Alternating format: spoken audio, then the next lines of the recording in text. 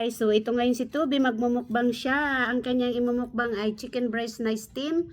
And then, at saka steam na zucchini and carrot. So, umpisa na natin. Yan, favorite na yung chicken breast. Aray, aray, aray. Gustong gusto niya. And then, carrot.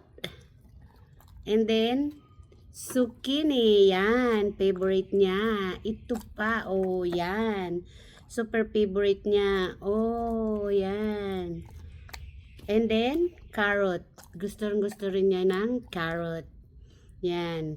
Ito kasing aso na to, farm dog to eh. Sila yung Marimar farm dog. So, kaya sanay sila sa mga vegetable and chicken. So, itong mga aso na to originally come from Italy. Yan. Kaya yung mga coat nila mga makapal kasi pwede sila sa snow, pwede sila sa medyo mainit-init ng konti. So yung, pero sa Pinas, ewan ko kung mabubuhay sila kasi yung weather doon is really different. Walang ano doon, walang winter. So, yan. So gustong gusto niya guys yung vegetable. So, yan. Very, very nice. Yan.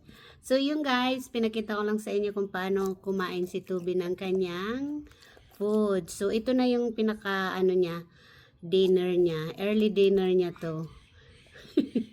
So, yan. So, very nice. Yan. Malapit na maubos, guys. So, yan. So, yan pa. Oh, yan. No more, naubos niya guys. Yan, wala na. No more. Bye-bye na. Si babay na. Dali. Halika dito. Bye-bye na. Bye-bye na, chubi-chubi.